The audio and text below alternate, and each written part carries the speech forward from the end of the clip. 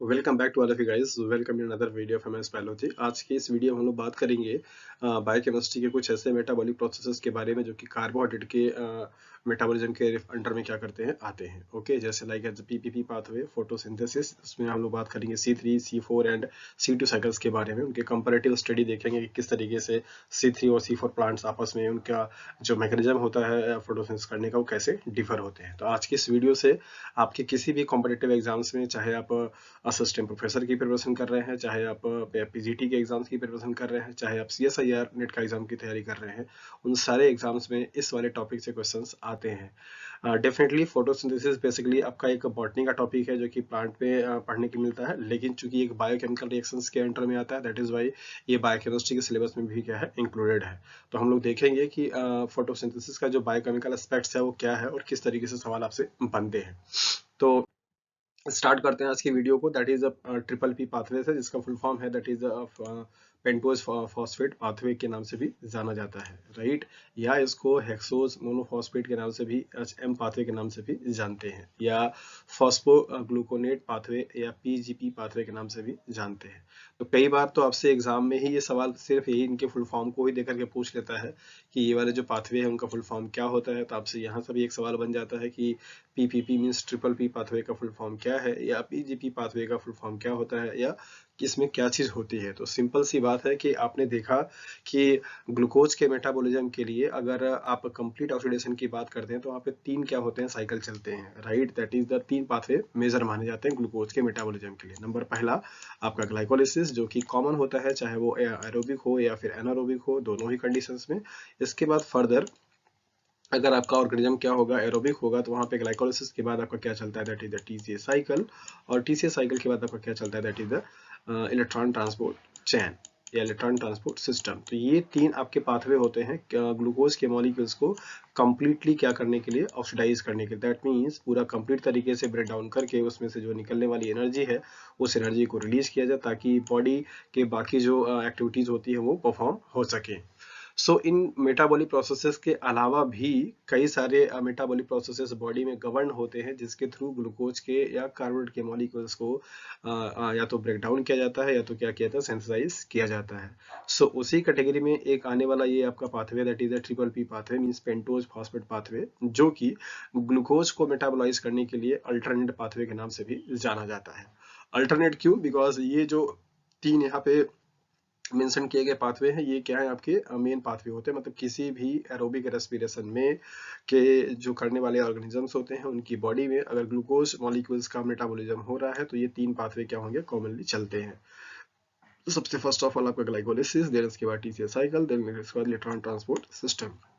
तो इनके अलावा चूंकि ये पाथवे है जो कि ग्लूकोज को मेटाबोलाइज करता है, दैट इज वाई इसको हम alternate pathway of glucose metabolism के नाम से भी जानते हैं। तो आपको यहाँ पर स्टेटमेंट दिया गया कि pentose phosphate pathway is alternate pathway for glucose metabolism. Okay, और ये होता कहाँ पे है, चाहे वो प्रोकैरियोटिक सेल्स हो या यूकैरियोटिक सेल्स हो, उसमें कहाँ पाया जाएगा, दैट इज द साइटोप्लाज्म में। तो जिस तरीके से ग्लाइकोलिसिस के बारे में आपको बताया गया था कि चाहे वो प्रोकैरियोटिक सेल्स हो चाहे वो यूकैरियोटिक सेल्स हो, दोनों ही काइंड के सेल्स में आपका ये कहाँ पे होता है, साइटोप्लाज्म में होता है। इन द सेम वे आपका ट्रिपल पी पाथवे भी आपका कहाँ पे होगा, साइटोप्लाज्म में होगा।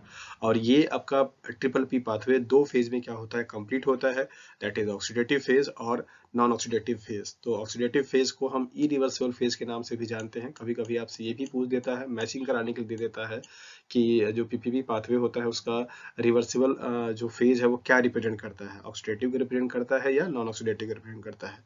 तो आप इसको अच्छे तरीके से देख लीजिए कि नॉन ऑक्सीडेटिव जो फेज होगा वो रिवर्सिबल होगा। दैट मीन्स उसमें जो मॉलिक्यूल्स का बनना हो रहा है वो कन्वर्ट हो सकते हैं उसके ओरिजिनल मॉलिक्यूल्स में, जबकि ऑक्सीडेटिव जो फेज होगा वहाँ पे इरिवर्सिबल टाइप का प्रोसेस होता है। ओके, और इस तरीके से अगर आप देखें तो पीपीपी का जो मेन फंक्शन है, जो प्राइम गोल होता है सेल्स में ऑपरेट होने का, चलता ही क्यों है। आपके मन में ये सवाल आ जाना चाहिए या आया भी होगा कि अगर ग्लूकोज के मॉलिक्यूल्स को सिंथेसाइज करने के लिए हमारे पास सेंट्रल या की जो पाथवे है वो यहाँ पे ऑलरेडी मेंशन है, और जैसा कि हम सब लोग जानते हैं कि किसी भी लिविंग सिस्टम की बॉडी में ये प्रोसेस कंटिन्यू चल रहे होते हैं, ऑपरेट हो रहे होते हैं, क्योंकि यही आपके क्या है, अल्टीमेटली वो मेटाबॉलिक प्रोसेसेस है जिनके थ्रू आपकी बॉडी में एनर्जी क्या हो रही है, जनरेट हो रही है। तो अगर ये पाथवे ऑलरेडी चल रहे हैं ग्लूकोज को मेटाबोलाइज करने के लिए, सो अनदर अल्टरनेट पाथवे की जरूरत क्यों है? क्योंकि मेटाबॉलिक एक्टिविटी में परफॉर्म करने के लिए सेल्स को एनर्जी कंज्यूम भी करनी पड़ती है, सेल्स को अपनी एक्स्ट्रा एफर्ट लगानी पड़ती है। सो अननेसेसरी इस वाले पाथवे को चलाने की जरूरत क्यों है? तो इसका प्राइम जो फंक्शन है, अब अगर आप देख लेंगे तो आपको समझ में आ जाएगा कि ये वाला पाथवे क्यों चलता है। So what is the prime functions or prime importance of a triple P pathway? The number first one is that ये NADH का क्या करता है? प्रोडक्शन करता है। मतलब इस प्रोसेस के थ्रू NADH मॉलिक्यूल्स का क्या होता है? सिंथेसिस होता है। तो ये क्या करता है? To provide NADH for reductive biosynthesis. Means जितने भी आपके बायोमोलिक्यूल्स आपने पढ़े, that is carbohydrate, lipid, proteins या फिर अमीनो एसिड मीन्स प्रोटीन्स, इन सब का जब सिंथेसिस होना स्टार्ट होता है, जब आप प्रोटीन्स के सिंथेसिस पढ़ेंगे तो वहाँ पे ढेर सारे मॉलिक्यूल्स आपस में क्या होते हैं? इंटरेक्ट होते हैं अमीनो एसिड्स के, तब जाके आप क्या बनाते हैं? प्रोटीन्स बनाते हैं। सिमिलरली जब आपके मोनोमर कार्बोहाइड्रेट के मॉलिक्यूल्स आपस में कंबाइंड होते हैं तो क्या बनाता है? That is the polysaccharides. उसी तरीके से कई सारे लिपिड के मॉलिक्यूल्स भी क्या होते हैं? सिंथेसाइज होते हैं लार्जर कॉम्प्लेक्स मॉलिक्यूल बनाने के लिए। तो इन सारे जितने भी आपके बायोसिंथेटिक पाथवे होती हैं, उन सभी सिंथेटिक पाथवे में आपको जरूरत किसकी पड़ती है? NADH की या ATP की। तो उस NADH को प्रोवाइड करने का काम कौन करेगा आपका? That is the PPP pathway. दूसरा आपका सबसे इंपॉर्टेंट रोल होता है यहाँ पे कि ये क्या देता है? Ribose 5 phosphate. तो राइबोज 5 फॉस्फेट, जैसा कि आप जानते हैं कि न्यूक्लिक एसिड का आपका क्या है कि इंपॉर्टेंट कंपोनेंट होता है। न्यूक्लिक एसिड आपको पढ़ा चुका हूं और आप देख चुके हैं कि न्यूक्लिक एसिड को दो कैटेगरी में डिवाइड किया जाता है, DNA और RNA के टाइप्स में। तो RNA जो होता है, वो RNA में जो शुगर होता है वो कैसा होता है आपका? राइबोज शुगर होता है। कैसा होता है? Ribose sugar. सो इस तरीके से न्यूक्लिक एसिड को बनाने के, न्यूक्लिक एसिड किसका मिलकर बना होता है? न्यूक्लियोटाइड का। तो न्यूक्लियोटाइड बायोसिंथेसिस मींस न्यूक्लियोटाइड को बनने के लिए जिसकी जरूरत होती है वो क्या? That is the ribose 5 phosphate. ये जो आपका 5 कार्बन वाला कंपाउंड होता है, इसी कार्बन की बात ही कर रहा है, राइट। तो ये 5 कार्बन वाला जो कंपाउंड होगा, उसको बनाने के लिए ये आपका ट्रिपल पी पाथवे क्या होता है? यूटिलाइज होता है। ये ट्रिपल पी पाथवे ही है जो इसकी वजह से राइबोलोज 5 फॉस्फेट बनता है, और ये राइबोलोज 5 फॉस्फेट आपका फिर से चल करके न्यूक्लियोटाइड के बायोसिंथेसिस में क्या करता है? काम आता है। तो इस दो इंपॉर्टेंट फंक्शंस को रेगुलेट करने के लिए, या ये दो की मॉलिक्यूल्स को बनाने के लिए इस पाथवे का चलते रहना क्या है? जरूरी होता है, right. So this is the importance of a triple P pathway. Why cells wants to be regulate the PPP pathway? क्यों सेल्स अपने आप को PPP पाथवे को चलाना चाहते हैं? तो उसके पीछे का लॉजिक क्या है? दैट इज NADH और राइबोलोज 5 फॉस्फेट का सिंथेसिस।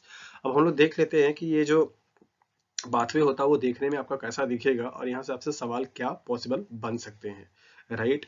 तो जैसा कि मैंने आपको पहले ही बताया कि ये जो आपका ट्रिपल पी पाथवे होता है वो दो फेज में होता है, दैट इज ऑक्सीडेटिव फेज और नॉन ऑक्सीडेटिव फेज, राइट। यहाँ पे मेन जो गोल होता है वो क्या है कि जो भी आपके ग्लूकोज के मीन्स कार्बोहाइड्रेट के मॉलिक्यूल्स होते हैं, 6 कार्बन के कंपाउंड, उनका आपका पहले कन्वर्जन होता है। दैट मीन्स वो 6 कार्बन से 5 कार्बन में बनते हैं, 5 कार्बन से फिर 4 कार्बन में, 4 कार्बन से 3 कार्बन में। तो डिफरेंट डिफरेंट जो नंबर ऑफ कार्बन के कार्बोहाइड्रेट के मॉलिक्यूल्स होते हैं वो डिफरेंट डिफरेंट पाथवे में क्या होते हैं? इन्वॉल्व हो जाते हैं।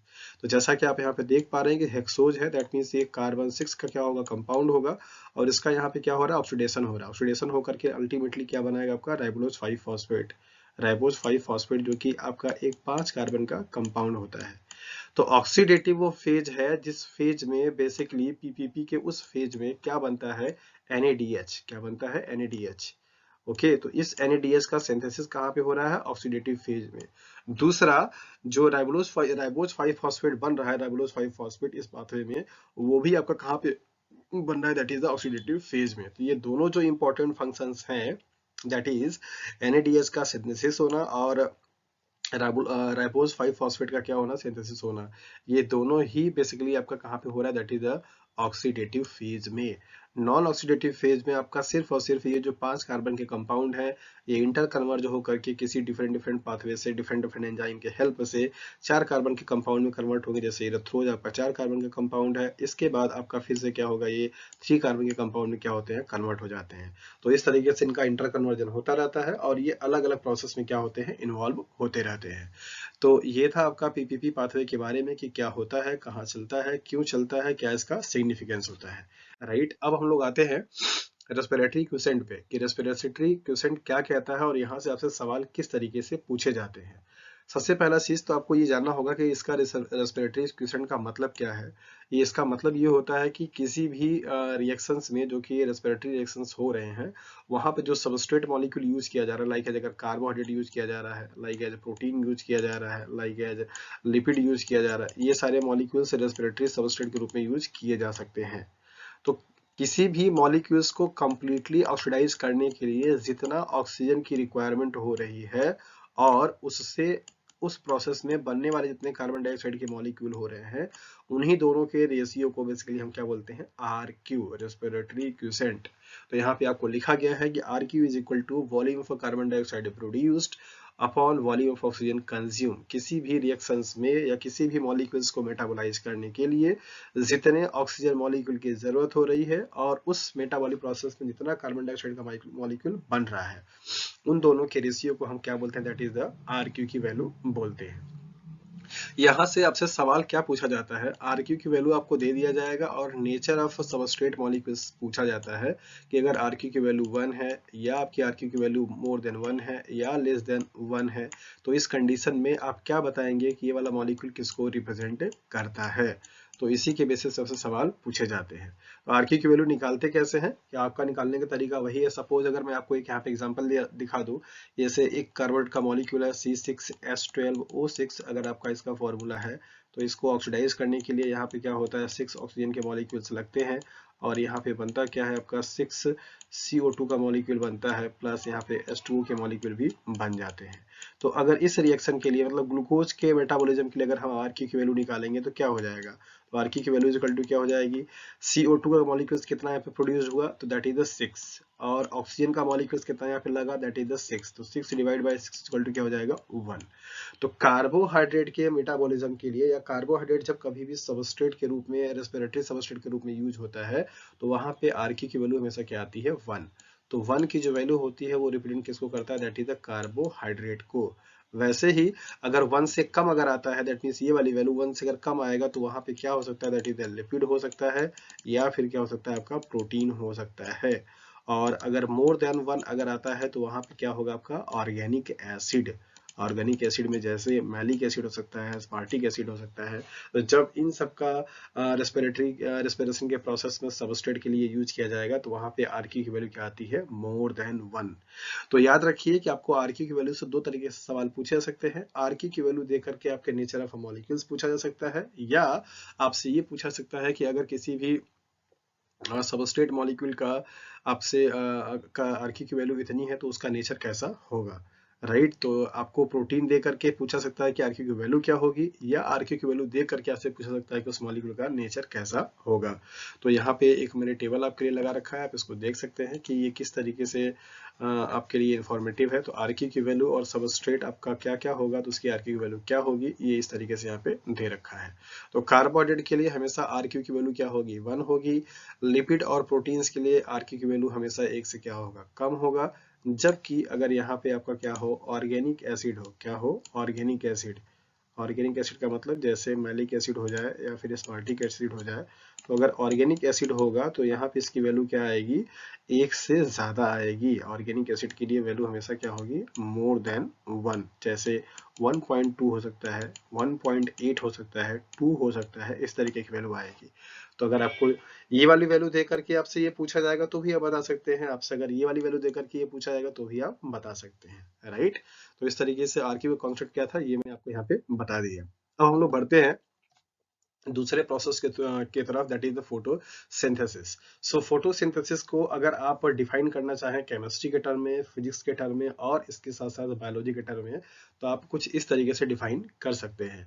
बायोलॉजिकली हम सब लोग जानते हैं कि ये एक ऐसा प्रोसेस होता है जिसमें जितने भी ऑटोट्रॉपिक ऑर्गेनिजम्स होते हैं, वो अपने फूड को क्या करते हैं, प्रिपेयर करते हैं in the presence of a sunlight with the help of a CO2 and water, right.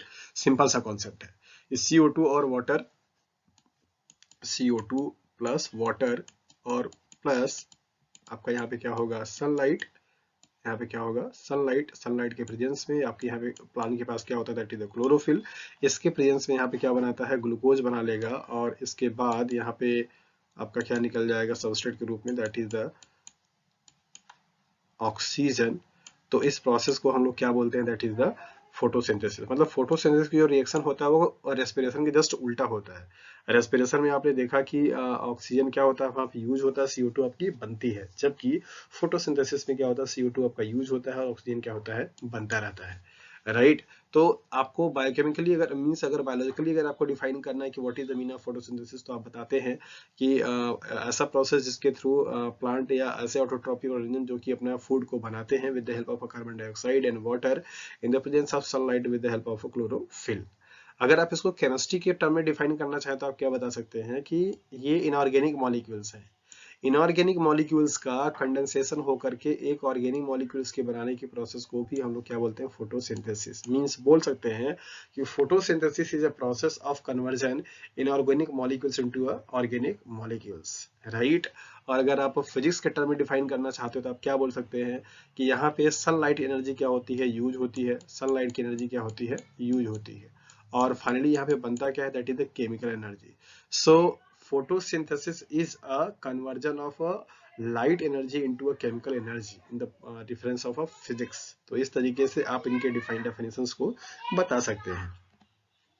Photosynthesis basically आपका ऑक्सीजन के प्रोडक्शन के बेसिस पे कि अगर फोटोसिंथेसिस हो रहा है तो वहां पे ऑक्सीजन बन रहा है या नहीं बन रहा, उसके बेसिस पे दो कैटेगरी में क्या किया गया, डिवाइड किया गया। पहला वन दैट इज ऑक्सीजेनिक और दूसरा क्या होगा, एनऑक्सीजेनिक। तो ऑक्सीजेनिक ऐसे फोटोसिंथेसिस करने वाले ऑर्गेनिज्म होते हैं जिनके फोटोसिंथेसिस में ऑक्सीजन का क्या होता है, फॉर्मेशन होता है। अगर ऑक्सीजन बन रहा है तो उसे आप क्या बोलेंगे, ऑक्सीजेनिक। और उसके एग्जाम्पल क्या है, प्लांट्स और प्रोटिस्टा। प्रोटिस्टा आपका एनिमल किंगडम से बिलोंग करने वाला क्या होता है, मेंबर होता है, दैट इज द प्रोटोजोआ। तो प्रोटोजोआ में एक आपका मेंबर आता है, ये एनिमल होते हैं कैसे, that is the protozoans, means protozoa phylum के, राइट। तो प्रोटोजोआ फाइलम का एक मेंबर है आपका क्या, दैट इज द यूग्लिना। क्या है, यूग्लिना। और ये यूग्लिना एनिमल की कैटेगरी में आने के साथ साथ आपका फोटोसिंथेसिस का भी काम क्या करता है। ओके, तो ये कैसा होगा, दैट इज द ऑक्सीजेनिक का। तो यूकेरियोटिक सेल्स में आपके दो एग्जांपल हैं, दैट इज द प्लांट्स और प्रोटिस्टा। और आपका साइनोबैक्टीरिया कैसा एग्जांपल है, that is the prokaryotic cells का। तो आपके प्रोकैरियोटिक सेल्स भी ऑक्सीजेनिक हो सकते हैं और यूकैरियोटिक सेल्स भी आपके ऑक्सीजेनिक हो सकते हैं। साइनोबैक्टीरिया बेसिकली जिसको आप ब्लू ग्रीन एल्गी के नाम से जानते हैं, that is the BGA। Blue green algae is not a algae, is a bacteria, right. और ये एक ऐसा ऑर्गेनिज्म है जिसमें फर्स्ट ऑफ ऑल फोटोसिंथेसिस की प्रोसेस क्या की गई थी, ऑब्जर्व की गई थी, देखी गई थी। तो ऑक्सीजनिक का मतलब क्या हुआ, दैट इज ऑक्सीजन को प्रोडक्शन करने वाले। और ऐसे भी ऑर्गेनिजम्स होते हैं जो कि फोटोसिंथेसिस तो करते हैं लेकिन वहां पे ऑक्सीजन का प्रोडक्शन नहीं करते हैं, राइट। तो उनको हम क्या बोलते हैं, दैट इज द एनऑक्सीजेनिक फोटोट्रॉप या एनऑक्सीजनिक फोटो और ऑटोट्रॉपिक ऑर्गेनिज्म, जिसमें एग्जांपल क्या आता है, ग्रीन एंड पल्पर बैक्टीरिया। तो वहां पे ऑक्सीजन की जगह पे क्या बनता है, सल्फर बन जाता है। क्या बनता है, सल्फर। तो उसे आप सल्फर बैक्टीरिया के नाम से भी जानते हैं।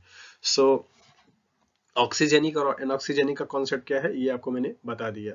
फोटो जो सिंथेसिस है वो बेसिकली 2 स्टेज में क्या होती है, कंप्लीट होती है, राइट। ये 2 स्टेप का क्या होता है, प्रोसेस होता है, लाइट रिएक्शन और डार्क रिएक्शन।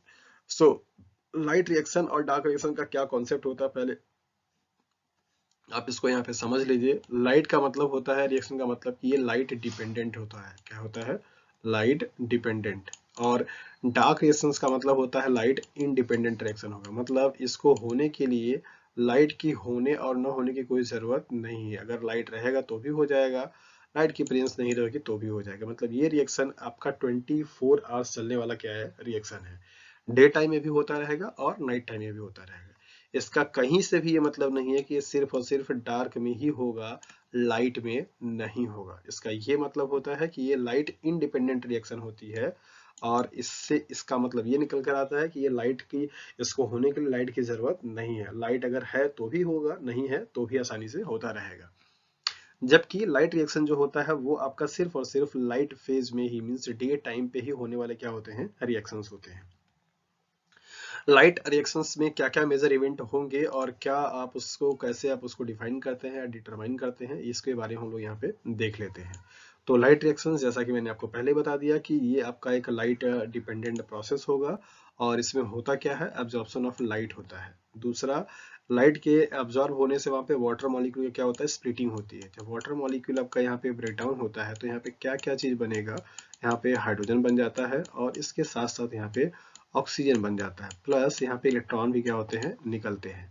तो एक ऑक्सीजन को मतलब O2 बनाने के लिए यहाँ पे क्या करना पड़ेगा, 2 से मल्टीप्लाई करना पड़ेगा, तो ये आपका क्या हो जाएगा, दैट इज द 4H, तो इसको आप 4H प्लस लिख सकते हैं।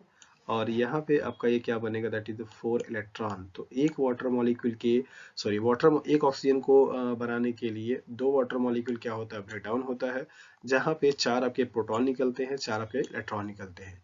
तो जैसे ही लाइट क्या होती है, एब्जॉर्ब होती है, ट्रैप की जाती है पिगमेंट सिस्टम से या पिगमेंट के द्वारा लीव्स में, तो उस टाइम पे रूट में या फिर आपके लीव्स में या स्टेम में, शूट सिस्टम में जो भी वाटर मॉलिक्यूल्स प्रेजेंट होते हैं, उनका क्या होता है, स्प्लिटिंग होती है। उसी का बोलते हैं स्प्लिटिंग ऑफ वाटर। और जहाँ पे स्प्लिटिंग ऑफ वाटर अगर होगा तो क्या क्या बनेगा, ये मैंने आपको यहाँ पे लिख करके दिखा दिया।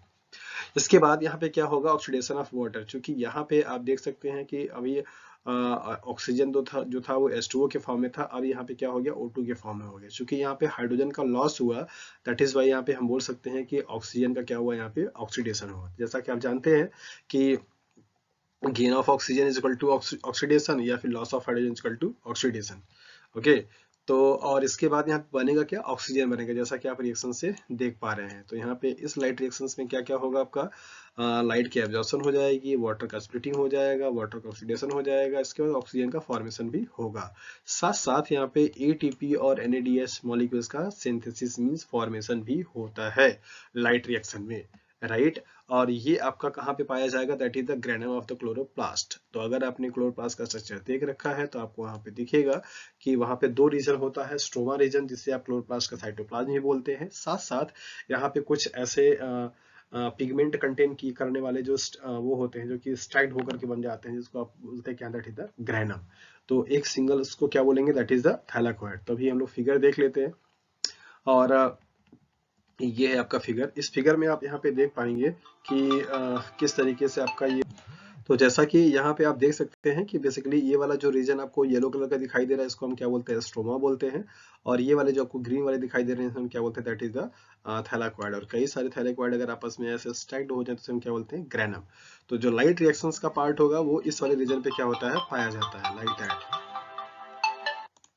तो जो राइट रिएक्शंस होगा वो आपका इस वाले जो जिसमें पिगमेंट कंटेन किया हुआ होता है, इसे आप थैलाक्वाइड बोलते हैं, उस वाले रीजन में परफॉर्म होता है। जबकि ये जो आपका डार्क रिएक्शन होगा, जिसके बारे में अभी हम लोग पढ़ेंगे, वो आपका इस वाले रीजन में पड़ेगा, जो कि येलो कलर आपको दिखाई दे रहा है। तो स्ट्रोमा में क्या होता है, आपका चलेगा डार्क रिएक्शंस, और थैलाक्वाइड में चलेगा आपका that is the light reactions.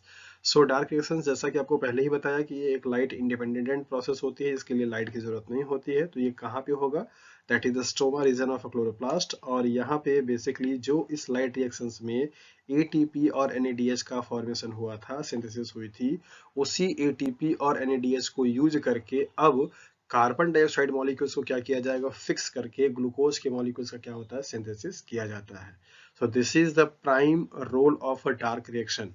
Dark reaction में होता क्या है कि जो भी लाइट रिएक्शंस में ऑक्सीजन वाटर को स्प्लिट आउट होकर के आपका वहां पे ATP और NADH का सिंथेसिस हुआ था, उसी ATP और NADH का को लेकर के कार्बन डाइऑक्साइड को क्या किया जाता है, फिक्स किया जाता है, और उसको कन्वर्ट किसमें करते हैं, दैट इज द ग्लूकोज के मॉलिक्यूल्स में। यही आपका होता है डार्क रिएक्शन। ओके, तो डार्क रिएक्शन क्या है, लाइट रिएक्शन क्या है, कहाँ पे पाया जाता है, क्या क्या मेजर इवेंट होते हैं, ये आप यहाँ पे देख सकते हैं। यही जो आपके की पॉइंट्स है, यही आपके एग्जाम्स में ऑप्शन के रूप में क्या होते हैं, आते हैं कि लाइट रिएक्शंस में क्या क्या होगा। वाटर की स्प्लिटिंग होती है, ATP का NADH का फॉर्मेशन होता है, ऑक्सीजन का एवोल्यूशन होता है, यही सारे स्टेटमेंट बन जाते हैं, राइट। और अगर आप यहाँ पे फोटोसिंथेसिस के रिएक्शंस को आप देखें तो यहाँ से भी आपसे एक सवाल पूछा जाता है कि बेसिकली ये आप देख पा रहे हैं कि 6 CO2 मॉलिक्यूल्स और 6 H2O मॉलिक्यूल्स है, इन दोनों को कंबाइंड होकर के फोटोसिंथेसिस की जो प्रोसेस हो रही है सनलाइट के प्रेजेंस में, उसमें आपका क्या बन रहा है, ग्लूकोज का मॉलिक्यूल और 6 ऑक्सीजन के मॉलिक्यूल्स बन जा रहे हैं। सवाल आपसे यहाँ से ये पूछा जाता है कि ये जो ऑक्सीजन फोटोसिंथेसिस की प्रोसेस में बनता है, इस ऑक्सीजन का सोर्स क्या है, क्या ये CO2 सोर्स होता है इसको बनाने के लिए, या आपका ये H2O सोर्स होता है इसको बनाने के लिए। तो इसके लिए एक्सपेरिमेंट किया गया, that is the oxygen isotope को यूज करके, और आइसोटोप यूज करके ये पता लगाया गया कि इस फोटोसिंथेसिस की प्रोसेस में निकलने वाला जो ऑक्सीजन होता है वो H2O से आता है, न कि आपका CO2 से। तो CO2 इसका डोनर नहीं होता, होता कौन है आपका H2O। जैसा कि आपने स्टार्टिंग पे यहाँ पे रिएक्शन में देखा था कि H2O मॉलिक्यूल्स का जब ब्रेकडाउन होगा तो वहां पे बनता क्या है, that is the oxygen, hydrogen और प्रोटॉन और इलेक्ट्रॉन। तो लाइट रिएक्शन का कॉन्सेप्ट क्या है, डार्क रिएक्शन का कॉन्सेप्ट क्या है, कहाँ पे होता है, क्या चीज बनता है, ये आपने जान लिया। आपके माइंड में जो कॉन्सेप्ट अब तक बिल्डअप हो जाना चाहिए वो क्या, कि फोटोसिंथेसिस की जो प्रोसेस होती है वो बेसिकली दो कैटेगरी में डिवाइड होती है, लाइट रिएक्शन और डार्क रिएक्शन। लाइट रिएक्शन एक ऐसा रिएक्शन मतलब फोटोसिंथेसिस का पार्ट है जहां पे पूरा का पूरा प्रोसेस जो होती है वो लाइट के प्रेजेंस में होती है। और उस प्रोसेस में होगा क्या कि आपका एटीपी एनएडीएच का फॉर्मेशन होगा, और वही एटीपी एनएडीएच जो होते हैं वो डार्क फेज में चल करके CO2 मॉलिक्यूल्स को फिक्स करने में क्या करते हैं, यूटिलाइज हो जाते हैं, तो जिससे जिससे कि कार्बन का सिंथेसिस होता है। तो ये दोनों प्रोसेस मिला करके कंप्लीट होता है आपका फोटोसिंथेसिस। अब हम लोग इसको डिटेल्स में देख लेते हैं कि ये जो लाइट रिएक्शंस में लाइट को ट्रैप करने वाले पिगमेंट होते हैं उनका सिस्टम क्या कहता है। तो पिगमेंट सिस्टम क्या होता है, किस तरीके से पाया जाता है, कहाँ पे इनकी लोकेशन होती है, इन सब के बारे में हम लोग स्टडी यहाँ पे करेंगे। तो पिगमेंट सिस्टम बेसिकली क्या है, जिसमें पिगमेंट के मॉलिक्यूल्स होते हैं, मतलब कि जैसे क्लोरोफिल ए, क्लोरोफिल बी और ऐसे से और भी सारे पिगमेंट होते हैं। तो पिगमेंट सिस्टम अगर देखा जाए तो यहाँ पे हम इसको दो पार्ट में क्या कर सकते हैं, डिवाइड कर सकते हैं। एक आपका क्या होता है, रिएक्शन सेंटर होता है, रिएक्शन सेंटर, और एक आपका क्या होता है, that is the accessory pigment, accessory pigment, right. तो रिएक्शन सेंटर में आपका मेन क्या होता है, आपका क्लोरोफिल ए होता है जो कि आपका मेन पिगमेंट माना जाता है, क्लोरोफिल ए। और इसके साथ साथ में एसेसरी पिगमेंट में वो सारे पिगमेंट आते हैं जो कि क्लोरोफिल के अलावा प्लांट में पाए जाते हैं, जैसे जेंथोफिल पाया जाता है, राइट, कैरोटीनॉइड्स पाया जाता है, कैरोटीन केराटिन पाया जाता है, कैरोटीन पाया जाता है। तो ये सारे पिगमेंट आपके जो होते हैं वो बनाते हैं। तो प्लांट में बेसिकली पिगमेंट जो सिस्टम होता है वो दो टाइप से पाया जाता है, PS1 and PS2। PS means that is the pigment system, 1 means first, और यहाँ पे P means that is the pigment, और S 700 क्या डिपेंड करता है, that is the wavelength of a light means nanometer. ये लैम्डा की वैल्यू है। जो पिगमेंट सिस्टम में जो पिगमेंट है, जिस लाइट जो आपकी सनलाइट जो आपकी पड़ रही है उस सनलाइट में के से 700 नैनोमीटर का जो वेवलेंथ की लाइट जो एब्जॉर्ब करता है उसको आप क्या बोलते हैं, दैट इज द P700 या PS1। और जो आपका 680 वेवलेंथ की लाइट को एब्जॉर्ब करता है उसको आप क्या बोलते हैं, PS सेकेंड। तो PS1 और PS सेकेंड का कॉन्सेप्ट क्या है ये आपने यहाँ पे देख लिया। और ये आपके प्रेजेंट कहाँ पे होते हैं, थैलाकोइड मेम्ब्रेन में। थैलेक्वाइड की मेम्ब्रेन के अगर आप स्ट्रक्चर देखेंगे तो आपको कुछ इस तरीके से दिखाई देता है। सपोज अगर आपका ये एक थैलेक्वाइड है तो ऐसे कई सारे थैलेक्वाइड क्या होते हैं, ग्रेना है, तो इससे स्टैक्ड होते हैं, राइट, इस तरीके से। तो जो वाला एरिया आपको ये दिखाई दे रहा है जो कि आपस में एक दूसरे से क्या है, सटे हुए हैं, इस वाले एरिया को हम लोग क्या बोलते हैं, जितना आपका एरिया एक थैलेक्वाइड का दूसरे थैलेक्वाइड से क्या है, टच में होता है, उस वाले एरिया को क्या बोलते हैं, that is the appressed region. क्या बोलते हैं, अप्रेस्ड रीजन। ओके। जबकि जो आपका ऐसे ओपन फॉर्म में होता है जहां पे कोई टच नहीं है, जैसे ये वाला एरिया, अगर मैं इसको कलर पेन से ले लूं, जैसे ये वाला एरिया जो आपको दिखाई दे रहा है, ये यहाँ पे कोई भी टचिंग नहीं है, उससे लास्ट है, यहाँ पे ये वाला एरिया टचिंग नहीं है, या ये वाला एरिया टचिंग नहीं है, इन सबको क्या बोलते हैं, नॉन अप्रेस्ड रीजन। क्या बोलते हैं, नॉन अप्रेस्ड रीजन। तो जो टच होते हैं, सटे हुए होते हैं, उनको हम क्या बोलते हैं, दैट इज अप्रेस्ड रीजन। और इस अप्रेस्ड रीजन पे आपका पाया क्या जाता है, दैट इज द PS1। ये आपसे बड़ा इंपॉर्टेंट सवाल पूछा जाता है। जबकि यहाँ वाले पे क्या पाया जाएगा, आपका PS2 मीन्स सेकेंड। ओके। तो PS1 और PS2 दोनों का ही जो लोकेशन होता है वो कहाँ पे होता है, थैलाकोइड मेम्ब्रेन पे। और थैलाकोइड मेम्ब्रेन को दो पार्ट में डिवाइड किया गया, अप्रेस्ड रीजन और नॉन अप्रेस्ड रीजन। तो अप्रेस्ड रीजन का मतलब जो कि आपस में सटे हुए हैं, जबकि नॉन अप्रेस्ड का मतलब होता है जो कि सटे हुए, टच नहीं है, राइट। तो PS1 की लोकेशन कहाँ पे होगी, अप्रेस्ड रीजन पे, जबकि PS2 की कहाँ पे होगी, नॉन अप्रेस्ड रीजन पे। ये इंपॉर्टेंट आपका पॉइंट है और यहाँ से सवाल बनते हैं। तो यहाँ पे हम लोग देख लेते हैं लाइट रिएक्शंस जो है वो बेसिकली क्या है, किस तरीके से चलता है। लाइट रिएक्शंस में जैसा कि आपने देखा कि ATP का क्या होता है, सिंथेसिस होती है, और NADH का भी क्या होता है, सिंथेसिस होता है। तो चूंकि यहाँ पे लाइट के प्रेजेंस में ATP की सिंथेसिस हो रही है, दैट इज वाई इसको हम क्या बोलते हैं, फोटोफॉस्फोराइलेशन। आपने इससे पहले पढ़ा था ऑक्सीडेटिव फॉस्फोराइलेशन, जहाँ पे मॉलिक्यूल्स का क्या हो रहा था, ऑक्सीडेशन हो रहा था, और ऑक्सीडेशन होने के बाद वहां पे फॉस्फोराइलेशन मींस फॉस्फेट ग्रुप का ट्रांसफर होकर के एडीपी से क्या बन रहा था आपका एटीपी। इसी को आप क्या बोलते हैं फॉस्फोराइलेशन। एडीपी से जब एटीपी का फॉर्मेशन हो जाए फॉस्फेरिल ग्रुप का ट्रांसफर होकर के, तो उसको क्या बोलते हैं फॉस्फोराइलेशन। तो चूंकि यहाँ पे लाइट के प्रेजेंस में एटीपी की सिंथेसिस हो रही है, दैट इज वाई इसको हम क्या बोलते हैं फोटोफॉस्फोराइलेशन। तो लाइट रिएक्शंस को बेसिकली हम लोग दो पार्ट में डिवाइड करते हैं, साइक्लिक फोटोफॉस्फोराइलेशन और नॉन साइक्लिक फोटोफॉस्फोराइलेशन। तो इनसे सवाल आपसे इंपॉर्टेंटली बनता है कि क्या होते हैं, क्या क्या चीजें इसमें होती हैं, कैसे आपस में ये एक दूसरे से डिफर होते हैं, राइट। तो ये सारी चीजों को हम लोग वन बाय वन यहाँ पे क्या करेंगे देखेंगे। पहले इसको हम इरेज कर देते हैं ताकि आपको देखने में कंफ्यूजन ना हो कि क्या लिखा हुआ है पहले से। ओके, सो यहाँ पर आपको दिखाया जा रहा है नॉन साइक्लिक फोटोफॉस्फोराइलेशन, जिसको आप जेड स्कीम के नाम से भी जानते हैं। तो कभी कभी सवाल तो डायरेक्टली आपसे यही पूछ जाता है कि जेड स्कीम जो है वो किसको रिप्रेजेंट करता है, साइक्लिक फोटोफॉस्फोराइलेशन को या नॉन साइक्लिक फोटोफॉस्फोराइलेशन को। तो आपका एक आंसर तो यही से निकल जाता है कि जेड जो स्कीम होती है वो किसको रिप्रेजेंट करता है, नॉन साइक्लिक फोटोफॉस्फोराइलेशन को। इसको जेड क्यों बोलते हैं, क्योंकि ये कुछ इस तरीके से दिखाई देता है, लाइक दैट, ऐसे। तो आप बोलेंगे कि सर ये तो एन दिखाई दे रहा है, लेकिन आप इसको हल्का सा रोटेट कर दीजिए इस तरीके से, तो क्या दिखेगा आपको, जेड दिखेगा। ओके, तो इसको क्या बोलते हैं, जेड स्कीम के नाम से भी जानते हैं। और इसमें दोनों ही जो सिस्टम होते हैं दैट इज द PS1 और PS2, ये दोनों सिस्टम क्या होते हैं, इन्वॉल्व होते हैं। ये बहुत इंपॉर्टेंट पॉइंट है, ये आपसे एग्जाम में सवाल देखे जाता है कि साइक्लिक और नॉन साइक्लिक में कौन कौन से फोटो सिस्टम इन्वॉल्व होते हैं।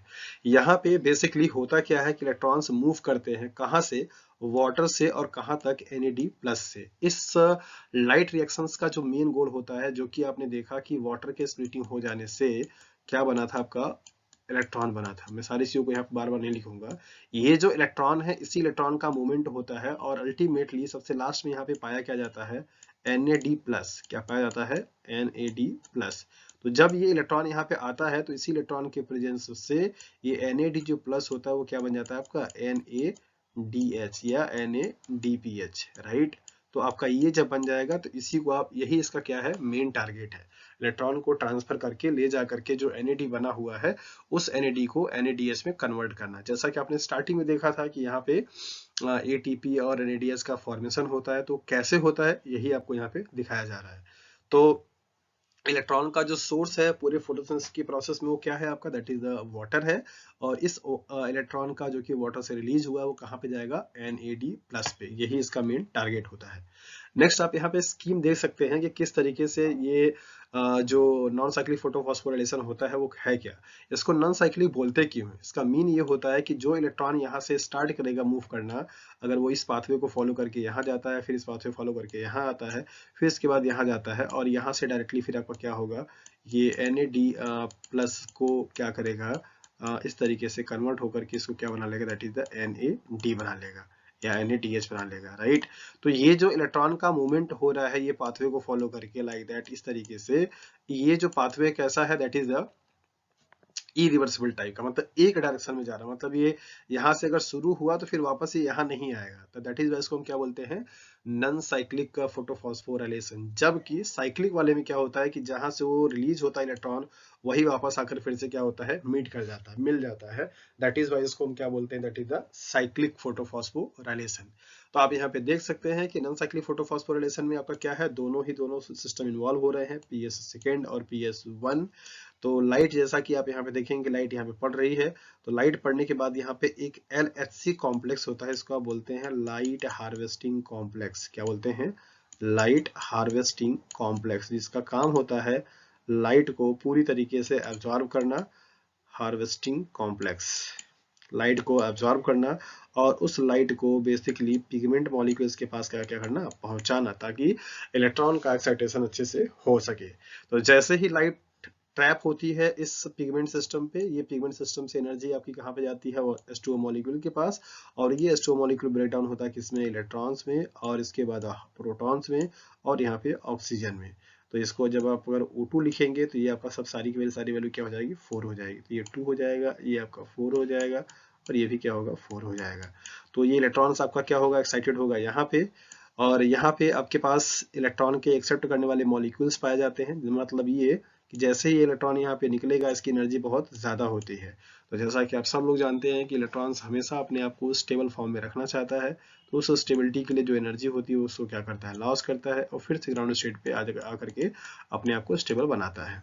तो जैसे ही इलेक्ट्रॉन यहाँ पे एनर्जी को गेन करेगा और गेन करने के बाद तुरंत का तुरंत क्या करेगा, अनदर मॉलिक्यूल के पास ट्रांसफर हो जाता है जो कि इलेक्ट्रॉन का एक्सेप्टर है। और इस तरीके से यहाँ पे कई सारे डिफरेंट प्रोटीन के मॉलिक्यूल्स होते हैं जिन्हें आप इलेक्ट्रॉन ट्रांसपोर्ट सिस्टम के नाम से भी जानते हैं। अलग अलग प्रोटीन के मॉलिक्यूल्स यहाँ पे इन्वॉल्व होते हैं जो कि इलेक्ट्रॉन्स को क्या करते हैं, कैरी करते हैं। एक चीज आप यहाँ पे ध्यान दीजिए कि इलेक्ट्रॉन्स की जो एनर्जी होती है वो जब सबसे ज्यादा आपका कहाँ पे होगा, यहाँ पे होगा। जैसे जैसे वो मूव करेगा इस पूरे पाथवे में इलेक्ट्रॉन की एनर्जी धीरे धीरे क्या होती है, कम होती जाती है। दूसरा, यहाँ पे जो पिगमेंट मॉलिक्यूल्स होते हैं उनकी इलेक्ट्रॉन की एफिनिटी जैसे जैसे आप साइकिल में या पाथवे में आप आगे की तरफ बढ़ेंगे वैसे वैसे उनकी एफिनिटी क्या होती है, बढ़ती जाती है। तो आप कह सकते हैं कि यहाँ पे जो मॉलिक्यूल होगा उस वाले मॉलिक्यूल्स का इलेक्ट्रॉन की एफिनिटी सबसे ज्यादा होती है एज कंपेयर टू यहाँ वाले से। तो ये आपका क्या है, जेड स्कीम होता है कि किस तरीके से आप इसको देख सकते हैं। ये जो डायग्राम आपको यहाँ पे दिखाया जा रहा है ये आपको समझने के लिए कि लाइट हार्वेस्टिंग कॉम्प्लेक्स और इसके बाद आपका जो पिगमेंट का सिस्टम होता है उनकी ओरिएंटेशन या उनका जो प्रेजेंटेशन होता है किस तरीके से होता है, तो इसको आप यहाँ पे समझ सकते हैं। तो ये जो आपको यहाँ पे दिखाया जा रहा है ये ग्रीन वाला लाइन, ये आपका मेन क्या है, रिएक्शन सेंटर है। दैट इज ये आपका क्लोरोफिल ए वाला मॉलिक्यूल है। ओके, और ये सारे जो लाइट ग्रीन में दिखाई दे रहे हैं ये आपके क्या है, एंटीना या एसेसरी पिगमेंट होते हैं जो कि आपका उस वेवलेंथ की लाइट को एब्जॉर्ब करते हैं जिस वेवलेंथ की लाइट आपकी ये क्लोरोफिल वाले मॉलिक्यूल्स एब्जॉर्ब नहीं कर पाते। तो जैसा कि आप जानते हैं कि हमारा जो क्लोरोफिल होता है उसकी वेवलेंथ जो एब्जॉर्बेंस की वो कितनी है, 680 या 700। तो उसके बाद वाली जो लाइट पड़ी बची हुई होती है वो सारी की सारी लाइट कौन एब्जॉर्ब करेगा, ये एसेसरी वाले पिगमेंट करते हैं। तो ये एसेसरी पिगमेंट का दो रोल होता है। पहला तो ये कि ये इस रिएक्शन सेंटर वाले पिगमेंट मॉलिक्यूल्स को एनर्जी क्या करते हैं, देते रहते हैं, जिससे कि जो स्प्लिटिंग ऑफ वाटर होता है वो और अच्छे तरीके से अच्छे स्मूथली क्या है, होता रहे। तो पहला तो काम इनका ये होता है। दूसरा काम इनका ये होता है कि इस रिएक्शन सेंटर के मॉलिक्यूल्स को प्रोटेक्शन देने का भी काम ये करते हैं हीट शॉक से। जब ज्यादा अमाउंट ऑफ हीट अगर जनरेट होती है तो उस टाइम पे उसके हीट के इफेक्ट को नलीफाई करने में भी क्या करते हैं, ये रोल करते हैं। तो कभी कभी आपसे एसेसरी पिगमेंट का फंक्शन भी पूछा जाता है, राइट। तो आपने देखा कि एसेसरी जो पिगमेंट होते हैं उनका दो फंक्शन होता है। पहला, एनर्जी ट्रांसफर करना किसके पास, रिएक्शन सेंटर के पास। दूसरा आपने देखा कि हीट शॉक से क्या करते हैं, प्रोटेक्शन करने का भी काम करते हैं, मीन्स डैमेज होने से बचाते हैं, राइट। यहाँ पे हम लोग पिगमेंट के बारे में देख लेते हैं कि प्लांट के जो पिगमेंट होते हैं वो क्या क्या है। तो प्लांट के पिगमेंट को दो पार्ट में डिवाइड किया जाता है। एक ऐसे पिगमेंट जो कि फोटोसिंथेसिस में पार्टिसिपेट करते हैं, दूसरा जो कि प्रोडक्शन में पार्टिसिपेट करते हैं। तो प्रोडक्शन वाले पिगमेंट का नाम क्या है, एंथोसाइनिन, जो कि आपका रेड कलर का हो सकता है, पर्पल कलर का हो सकता है या ब्लू कलर का हो सकता है। फोटोसिंथेटिक वाले पिगमेंट को दो पार्ट में डिवाइड किया गया, दैट इज द क्लोरोफिल जो कि आपका मेन पिगमेंट होता है, और दूसरा कैरोटीनॉइड्स। तो कैरोटीनॉइड्स को फर्दर दो कैटेगरी में ज़ैंथोफिल के नाम से और कैरोटीन के नाम से डिवाइड किया जाता है। इनका कलर भी आपको यहाँ पे देख रखा है, कभी कभी कलर से भी सवाल आपसे पूछे जाते हैं। तो क्लोरोफिल में दो मेजर हैं, that is the chlorophyll a and chlorophyll b. तो इस तरीके से आपने देखा कि क्या पिगमेंट सिस्टम होता है और किस तरीके से आपका जो पिगमेंट अलग अलग प्लांट में पाए जाते हैं उनका क्या क्या रोल होता है। नेक्स्ट हम लोग यहाँ पे देख लेते हैं साइक्लिक फोटोफॉस्फोराइलेशन। जैसा कि नाम ही बताता है कि यहाँ पे इलेक्ट्रॉन्स जो मूव कर रहा था वो इलेक्ट्रॉन्स फिर से क्या होगा, अपने उस वाले मॉलिक्यूल्स के पास चला आएगा जहां से वो ओरिजिनेट हुआ था। तो जैसे ही जब ये लाइट आपकी पड़ती है, सबसे पहली चीज तो यहाँ पे फोटो सिस्टम सिर्फ वन क्या करता है, पार्टिसिपेट करता है। और आप जानते हैं कि फोटो सिस्टम वन की जो एब्जॉर्बेंस होती है वो 700 नैनोमीटर के पास होती है। तो जब लाइट मतलब लाइट जो पड़ रही है उस लाइट का 700 नैनोमीटर जो वेवलेंथ ऑफ लाइट होगी वो यहाँ पे एब्जॉर्ब हो किया जाता है, that is the LHC complex से। और एब्जॉर्ब होने के बाद यहाँ पे इलेक्ट्रॉन क्या होते हैं, एक्साइटेड होते हैं, और ये इलेक्ट्रॉन एक्साइटेड होकर के यहाँ पे एक्सेप्टर के पास जाएगा और फिर से क्या होता है आपका, ये रिटर्न हो जाता है और रिटर्न होकर के फिर से आपका यहाँ पर आ जाता है। तो चूंकि यहाँ पे आपका ये इलेक्ट्रॉन का जहां से ओरिजिनेट हुआ था वहीं आकर के फिर से मिल जाता है, दैट इज वाई इसको हम क्या बोलते हैं, साइक्लिक। और इस प्रोसेस में यहाँ पे एक देखिए, एक ADP से कन्वर्जन किस में हो रहा है, ATP में। तो चूंकि यहाँ पे ATP का फॉर्मेशन हो रहा है, दैट इज इसको क्या बोलते हैं, फॉस्फोराइलेशन। तो तीन टर्म दिया गया, साइक्लिक, फोटो, फॉस्फोराइलेशन। साइक्लिक मतलब इलेक्ट्रॉन का यहाँ पे मूवमेंट हो रहा है, फोटो का मतलब लाइट के प्रेजेंस में, फॉस्फोराइलेशन का मतलब ATP का बनना। सो लाइट की प्रेजेंस में इलेक्ट्रॉन का जो मूवमेंट है वो साइक्लिक फॉर्म में हो रहा है, और इस साइक्लिक फॉर्म में होने के टाइम पे इलेक्ट्रॉन्स के मूवमेंट के टाइम पे यहाँ पे एटीपी का क्या होता है, जनरेशन होता है, दैट मीन सिंथेसिस होती है। दैट इज वाई इसको हम नाम क्या देते हैं, साइक्लिक फोटोफॉस्फोराइलेशन। होपफुली आपको ये अच्छे से समझ में आ गया होगा। अब हम लोग यहाँ पे देखते हैं कि नॉन साइक्लिक फोटोफॉस्फोराइलेशन में और साइक्लिक फोटोफॉस्फोराइलेशन में क्या मेजर डिफरेंसेस है, राइट। तो जैसा कि आपने यहाँ पे देखा था कि इस तरीके से आप नॉन साइक्लिक फोटोफॉस्फोराइलेशन के बारे में जानते हैं कि वहाँ पे दोनों के दोनों सिस्टम क्या होते हैं, इन्वॉल्व होते हैं। इसके साथ साथ में वहाँ पे वाटर मॉलिक्यूल का क्या होता है, लाइसिस होता है। उनके लाइसिस होने से ऑक्सीजन मॉलिक्यूल का वहाँ पे फॉर्मेशन होगा। साथ साथ वहाँ पे एटीपी और एनएडीएच की भी क्या होती है, सिंथेसिस होती है। जबकि साइक्लिक फोटोफॉस्फोराइलेशन में सिर्फ और सिर्फ आपका एक जो पीएच सिस्टम होता है वो क्या होता है, इन्वॉल्व होता है। सबसे मेजर डिफरेंस। दूसरा, यहाँ पे ना तो वाटर मॉलिक्यूल का क्या होगा, लाइसिस होगा। जब लाइसिस ही नहीं हुआ तो ऑक्सीजन मॉलिक्यूल्स यहाँ पे बनेंगे नहीं, और ऑक्सीजन मॉलिक्यूल्स यहाँ पे नहीं बना तो बाकी जो आगे की प्रोसेस होगी वो भी नहीं चल रही है। तो आप यहाँ पे देख रहे हैं कि ना ही यहाँ पे एनएडीएच का सिंथेसिस हो रहा है, ना ही यहाँ पे ऑक्सीजन मॉलिक्यूल्स का सिंथेसिस हो रहा है, ना ही यहाँ पे वाटर मॉलिक्यूल का लाइसिस हो रही है। सिर्फ यहाँ पे हो क्या रहा है, दैट इज द एटीपी का सिंथेसिस, जैसा कि आप साइकिल में देख पा रहे हैं। तो साइक्लिक फोटोफॉस्फोराइलेशन के लिए सिर्फ आपको 2 पॉइंट याद रखने हैं। पहला, कि वहां पे सिर्फ और सिर्फ आपका PS1 इन्वॉल्व होता है। दूसरा, वहां पे सिर्फ और सिर्फ एटीपी का क्या होती है, सिंथेसिस होती है। That is the 2 key points for the cyclic photophosphorylation, you have to remember all the time. आपको सिर्फ और सिर्फ ये 2 आपके पॉइंट जो है उनको आपको याद में रखना है। बाकी जो चीजें हैं वो किसमें हो रही है, नॉन साइक्लिक में। नॉन साइक्लिक के लिए क्या क्या है, दोनों के दोनों सिस्टम इन्वॉल्व होंगे, वाटर का स्प्लिटिंग भी होगा, वाटर का स्प्लिटिंग होगी तो ऑक्सीजन भी बनेगा, और एनएडीएच और एटीपी का भी क्या होता है, यहाँ पे सिंथेसिस होता है। इस तरीके से आपने देखा कि जो लाइट रिएक्शंस है उनको 2 कैटेगरी में डिवाइड किया गया, that is the photo cyclic और नॉन साइक्लिक। अब हम लोग आते हैं डार्क रिएक्शन पे या केल्विन साइकिल पे। अब हम लोग देखते हैं यहाँ पे डार्क रिएक्शंस के बारे में, जिसे आप केल्विन साइकिल या C3 साइकिल के नाम से भी जानते हैं। C3 साइकिल इसको क्यों बोलते हैं, ये हम लोग अभी थोड़ा सा आगे चल करके देखेंगे कि इसको C3 नाम क्यों दिया जाता है। केल्विन, चूंकि इसके जो डिस्कवरर हैं वो केल्विन जी हैं, उन्होंने डिस्कवर किया था, दैट इज वाई इसको हम लोग क्या बोलते हैं, केल्विन साइकिल के नाम से जानते हैं, राइट। तो मेल्विन केल्विन से बोलते हैं। तो केल्विन साइकिल जो होती है वो कहाँ पे चलेगा, आपका स्ट्रोमा ऑफ द क्लोरोप्लास्ट में चलेगा। यूकैरियोटिक की बात हो रही होगी तो, और अगर प्रोकैरियोटिक की बात हो रहा होगा तो साइटोसॉल में चलता है। ध्यान रखिएगा, ये कभी कभी आपसे सवाल कंफ्यूज करने के लिए पूछा जाता है। अगर आपका प्रोकैरियोटिक सेल्स है, जैसे लाइक एज बैक्टीरिया है, तो उस केस में जो इसकी लोकेशन होगी डार्क साइकिल की वो कहाँ पे होगी, दैट इज द साइटोप्लाज्म में होगी। और अगर आपका यूकैरियोटिक है तो डेफिनेटली वहां पे क्लोरोप्लास्ट का जो स्ट्रोमा वाला रीजन होता है वहां पे पाया जाता है, जैसा कि आपको पहले मैंने बता दिया। और यहाँ पे इस डार्क रिएक्शन में या डार्क केल्विन साइकिल का जो पहला सबसे मॉलिक्यूल्स बनता है, उसके बाद का जो इसका फाइनल प्रोडक्ट बनेगा उसके बारे में भी सवाल आपसे पूछा जाता है। तो फाइनल जो प्रोडक्ट होता है इसका G3P ग्लिसरॉल्डिहाइड 3 फॉस्फेट होता है, न कि आपका ग्लूकोज। ये पॉइंट बड़ा इंपॉर्टेंट है, आपको इसको थोड़ा सा समझना होगा। मैक्सिमम केसेस में लोगों के दिमाग में, मतलब लोगों के पास ये इन्फॉर्मेशन होती है कि डार्क साइकिल वो ऐसा साइकिल है जहाँ पे ग्लूकोज की सिंथेसिस होती है, तो दैट मीन्स कि केल्विन साइकिल में ग्लूकोज की सिंथेसिस हो रही है, लेकिन ऐसा होता नहीं है। केल्विन साइकिल में सिर्फ और सिर्फ G3P मॉलिक्यूल्स बनते हैं, जो कि फर्दर जाकर के क्या बनाते हैं, ग्लूकोज का सिंथेसिस करते हैं।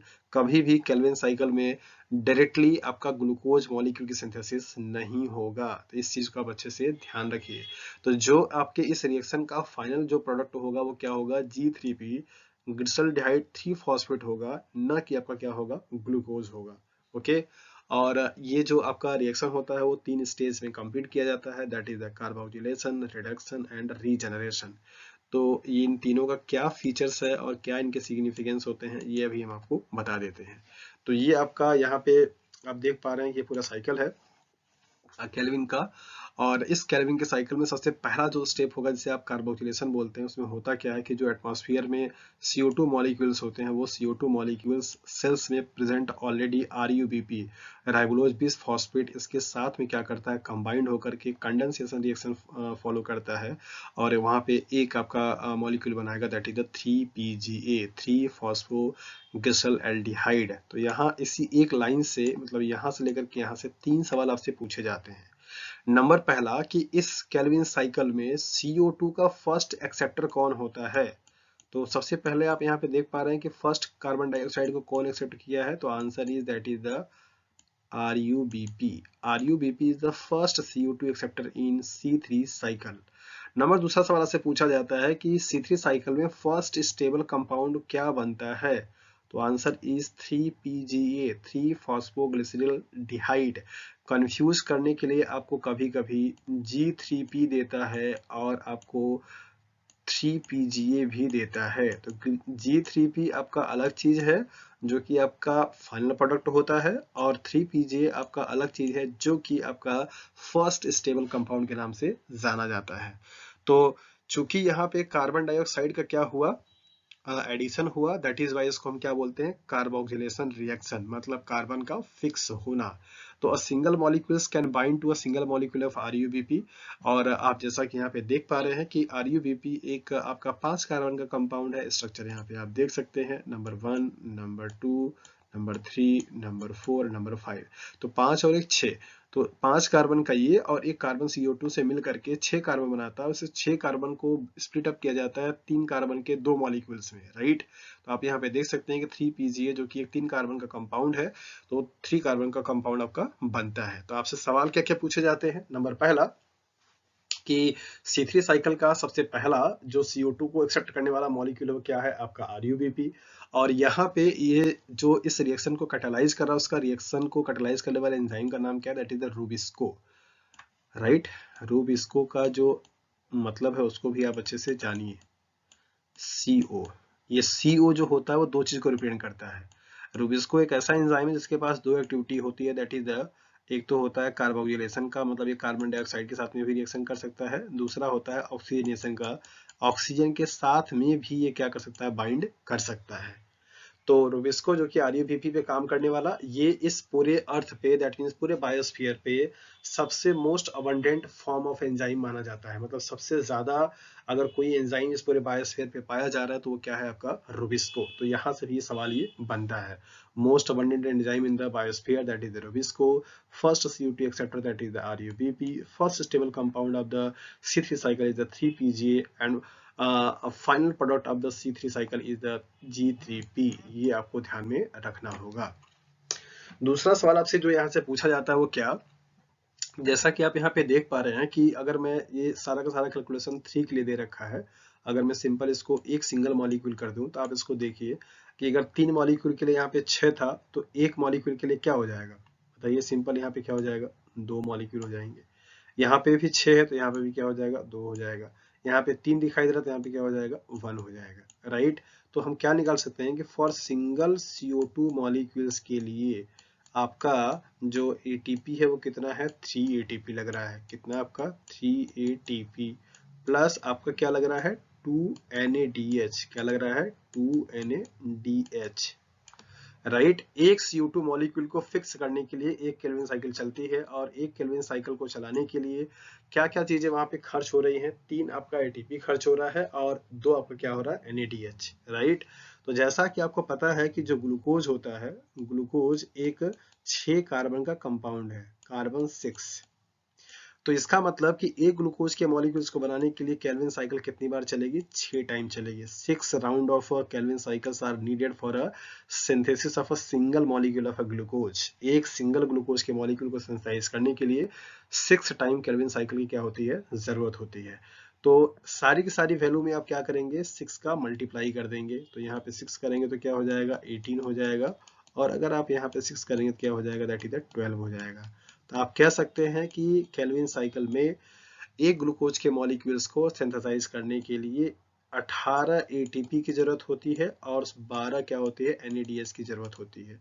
ये डेटा आपके लिए बड़ा ही इंपॉर्टेंट है, इसको आप अच्छे से ध्यान में रखिए क्योंकि यही आपसे सवाल बन जाते हैं, पूछे जाते हैं। Number of ATP molecules required for the complete synthesis of one glucose molecules.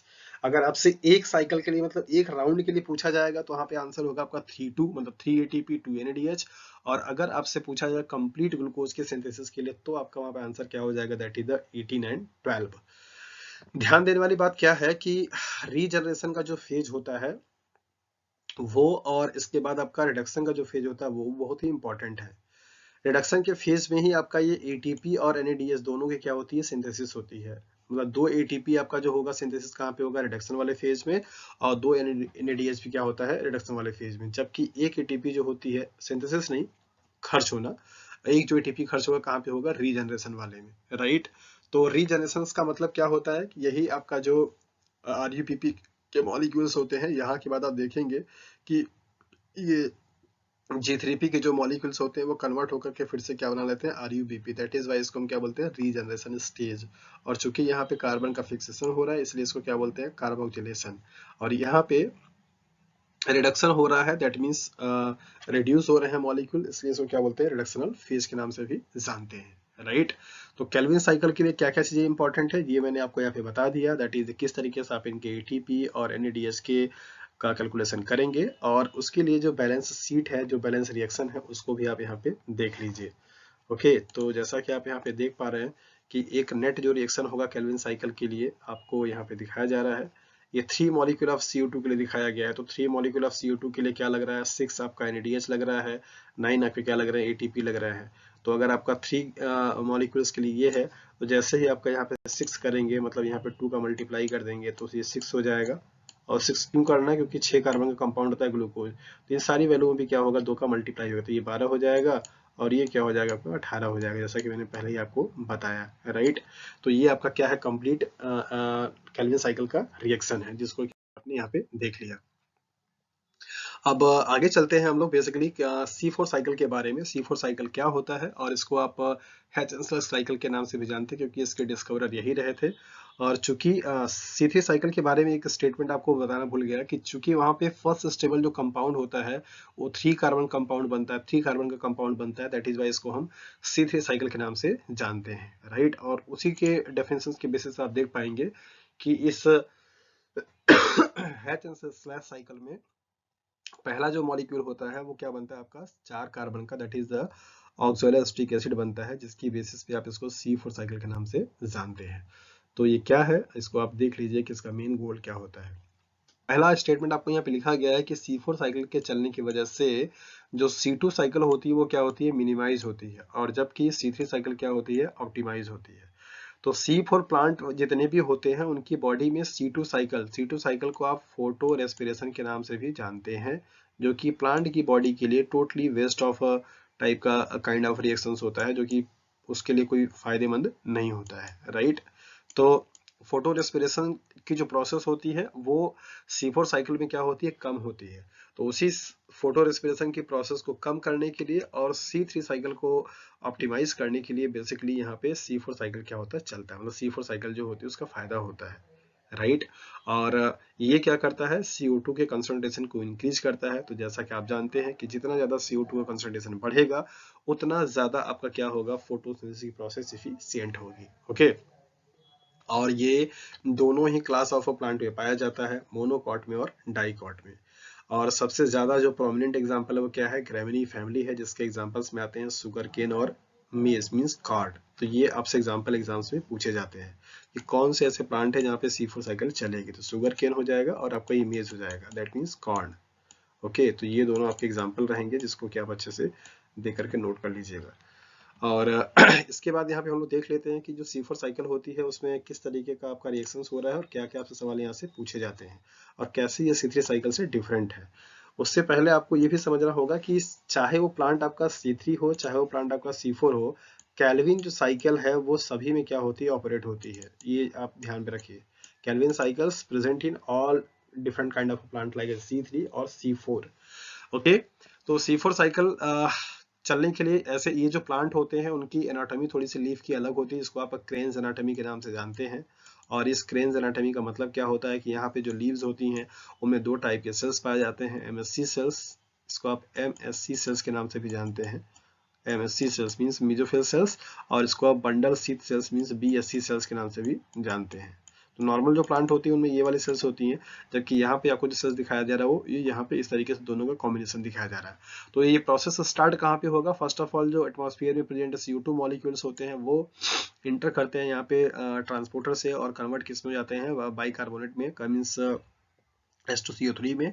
और ये CO3 जो होता है वही CO2 का क्या होता है? डोनर होता है। तो ये CO2 सबसे पहला किससे बाइंड करेगा? PEP से, फॉस्फोइनॉल पाइरुवेट से।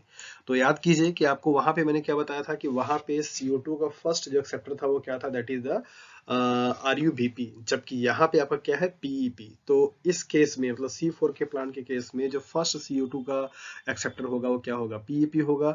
और इनके कंबाइंड होने के बाद यहाँ पे एक मॉलिक्यूल्स बनेगा जो कि C4 एसिड के नाम से भी जाना जाता है, जिसका एग्जांपल क्या है आपका? OAA, oxalo acetic acid. तो ऑक्सैलो एसिटिक एसिड चूंकि 4 कार्बन का कंपाउंड होता है, दैट इज वाई इसको हम C4 प्लांट के नाम से जानते हैं। जबकि वहां पे आपने देखा था जो 3PGA होता है वो आपका क्या होता है? 3 कार्बन का कंपाउंड होता है, जिसकी वजह से उसको हम C3 साइकिल के नाम से जानते हैं। तो इस तरीके से आपने देखा कि C4 साइकिल क्या है और C4 क्यों इसको बोलते हैं।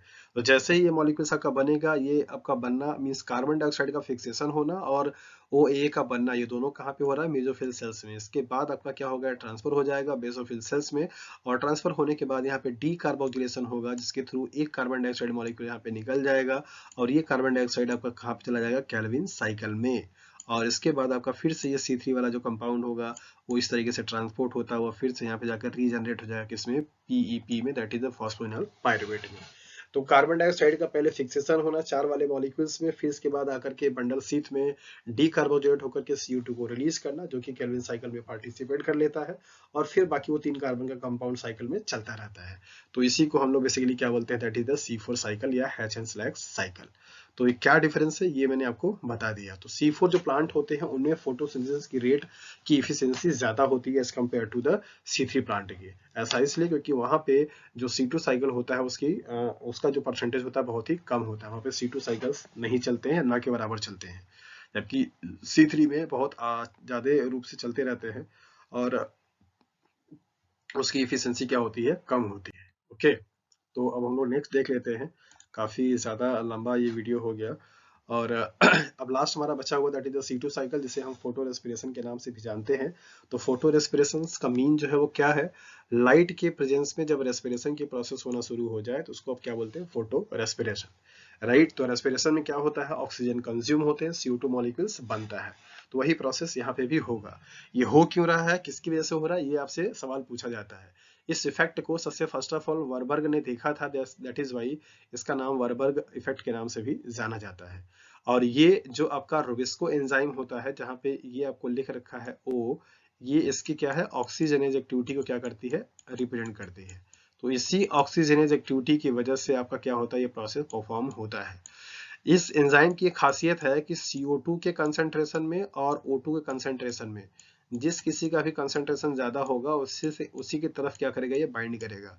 अगर CO2 का ज्यादा होगा तो आपका CO2 वाला प्रोसेस परफॉर्म करेगा, मतलब केल्विन साइकिल चलेगी, और अगर O2 का ज्यादा हो जाएगा तो आपका C2 साइकिल चलना स्टार्ट हो जाता है, राइट।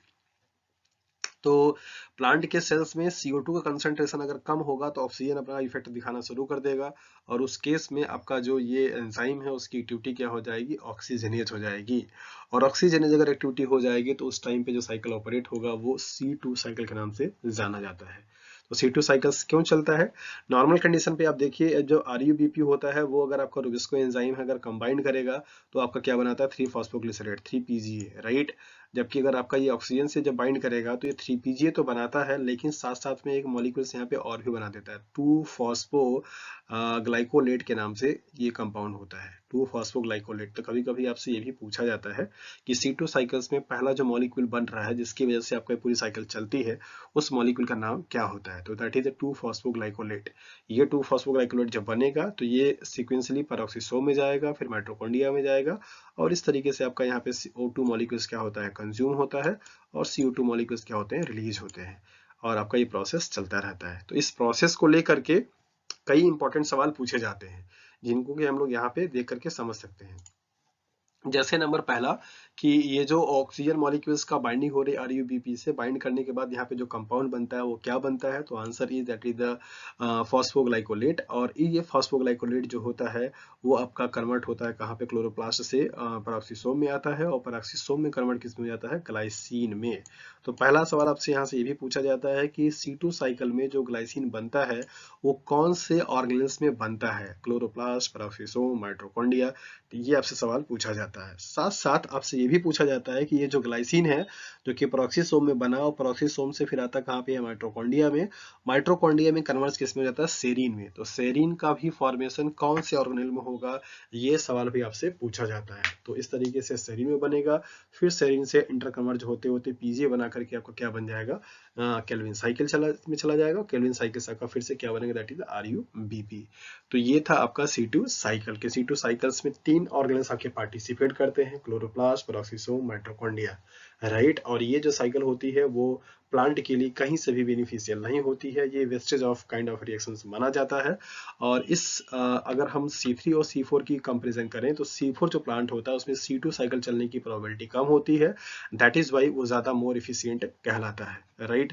सो आज के लिए इतना ही। आपने देखा कि फोटोसिंथेसिस की प्रोसेस क्या है, किस तरीके से C3, C4 और C2 साइकिल्स ऑपरेट होते हैं, और क्या उनका मैकेनिज्म होता है। So thank you for watching this video.